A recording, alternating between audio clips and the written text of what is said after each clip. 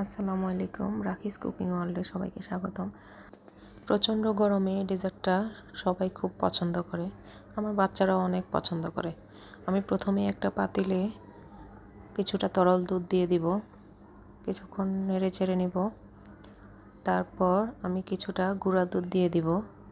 গুঁড়া দুধটা দিলে ডেজার্টটা ভালো হয়।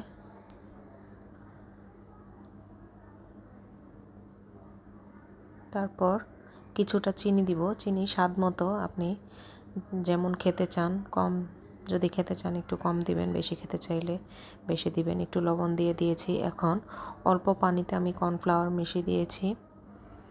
কর্নফ্লাওয়ারটা দেওয়ার পরে অনবরত নাড়তে হবে, না হলে নিচে লেগে যেতে পারে। কিছুক্ষণ নাড়তে নাড়তে দুধটা আস্তে আস্তে ঘন হয়ে যাবে। এখন আমি পানিতে সাবুদানাগুলো দিয়ে দিব। অনেকে সাগু বলে, অনেকে সাবুদানা বলে। আমি পানিতে সাবুদানাগুলো দিয়ে নাড়তে থাকব। সাবুদানাগুলো মোটামুটি সিদ্ধ হয়ে গেছে। এখন আমি একটা ছাঁকনিতে নিয়ে ঠান্ডা পানি ঢেলে দিব। ঠান্ডা পানি ঢাললে সাবুদানাগুলো ঝরঝরে হয়, কিছুটা না হলে একটার সাথে একটা লেগে থাকে। এখন আমি পেয়ালায় সাবুদানাগুলো নিয়ে নিব। এখন দুধগুলো মিশিয়ে নিব পরিমাণ মতো।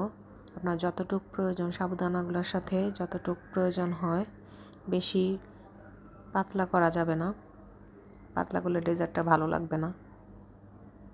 এখন আমি কেটে রাখা কিছু আম দিয়ে দিব, কিছু কলা দিয়ে দিব। আপনি অন্য যে কোনো ফল দিয়ে করতে পারেন, কিন্তু আমার কাছে আম আর কলারটা সবচেয়ে বেশি ভালো লাগে। অন্যান্য ফল দিলে এই টেস্টটা পাওয়া যায় না, শুধু আম কলা দিয়ে অন্যরকম একটা টেস্ট হয়। মোটামুটি আমার ডেজার্টটা হয়ে গেছে।